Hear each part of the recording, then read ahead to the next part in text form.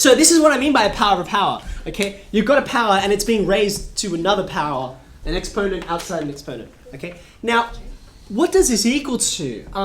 How would we write this in factor form? Because this is in index form at the moment, right? Well, cubed means 7 times. do it 3 times, right? Whatever's in there, do it 3 times. Yeah? Are you going to tell me an answer or are you going to tell me? I was going to answer. Okay, let's get there first. Okay? So in factor form, it should be that times that times that. See, 3 times. It's been cubed. Yep. Does that make sense? But one of our first index laws was when you multiply numbers with the same base, what do you do to the indices? Plus. You add them, exactly right. So this should be 2 plus 2 plus 2. So that's 7 to the power of 6. So hold on a second. Have a look. Where did that 6 come from? That's not a coincidence, is it? Yeah, look at this. It's 2 times 3. Yeah, good. You can see what's going on in here, can't you? Now, hold on. I'm not content. That could just be a coincidence. Let's just try another one and see what happens. Let's try, I don't know. Let's go 3 to the power of 5 squared. Okay, different numbers now. Let's see what happens. What does it mean when you square it? Yeah. I already know the answer. Okay, let's get there first. Okay, that's right. To square something is multiply it by itself, right? So 3 to the power of 5 times 3 to the power of 5, right? But just like before, when you're multiplying numbers with the same base, so what do I do to the indices? I add them, right? I said that. Yeah. Adding is a better word than plussing.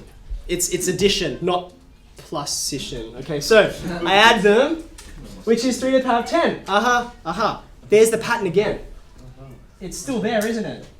Right, 2 times 3 is 6. 5 times 2 is 10, okay? So what we're going to do now is take it from concrete examples, right? And we want to turn this into a law. We want to generalize this, okay? So, let me get rid of this. Okay, what if I don't know what the numbers are?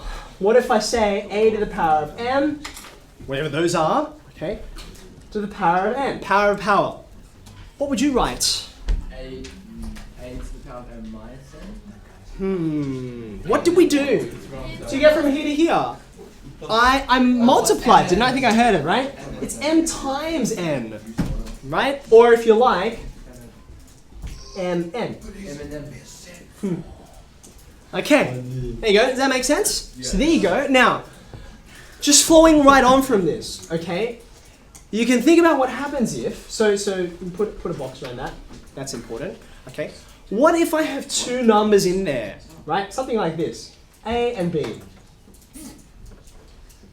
What would that be equal to?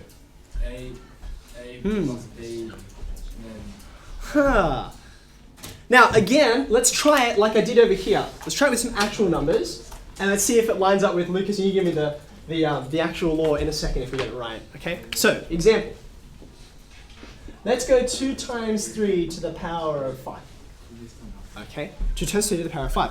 What does the 5 mean? It means do it 5 times, right? So I've got 2 times 3 times 2 times 3. Times 2 times, and I got to do it 5 times, right? Okay, hold on. There's the 4th one, and there is the 5th one. Okay, excellent. But I can rearrange this. It doesn't matter what order you multiply things in, right? How many 2's do I have? 5. I've got 5 of them. So that's 2 to the power of 5. How many 3's do I have? Also 5. Okay? So therefore, what can I say over here? Look, the 2 gets a 5 on it, and the 3 gets a 5 on it. Lucas, you want to try? A to the power of m... Oh, sorry. Okay. Oh, you can take half each. You did the first part, then? And then times b and...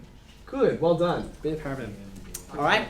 And in exactly the same way, I won't prove it this time, but if I was dividing instead of multiplying, like this, okay? Each one is going to get its power, like this. Okay? There you go.